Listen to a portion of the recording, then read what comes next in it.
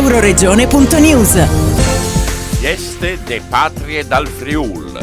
Al 3 aprile 1077 risale la nascita dello Stato patriarcale friulano. Festeggiamenti in buona parte della regione e anche all'estero. A Teor c'erano spettacoli e giochi per bambini e adulti, anche con catine. Eros Cisilino, presidente dell'Arlef, agenzia regionale per la lingua friulana. Sono qui con gran piacere alla Festa della Patria del Friuli, sono qui con grande piacere alla Festa della Patria del Friuli che viene organizzata a Teor di Rivignano, questa bellissima comunità che ha saputo esprimere al meglio quelli che sono i valori identitari del Friuli. Infatti ricca di avvenimenti, questa giornata continua con grande partecipazione di pubblico di tutte le età, veramente una kermesse degna dei più alti standard che troviamo in regione, per cui direi che è una festa per le famiglie, una festa per anche i single se vogliamo, ma soprattutto per i bambini. Siamo alla prima adunata dai Furlans a Teor, organizzata dalla Proloco di Teor in collaborazione con il Comune. E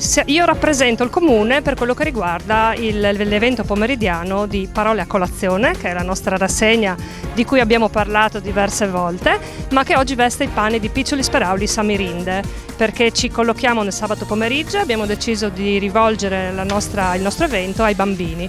Presentiamo oggi il Picciul Principe in collaborazione con Arlef, proprio perché oggi è la Fiesta de Patrie dal Friuli e dovevamo assolutamente presentare un libro in friulano e sarà il Teatri Stabil Furlan che lo presenterà attraverso uno spettacolo organizzato appositamente per la giornata. Da Teor per Euroregione News, Marco Mascioli.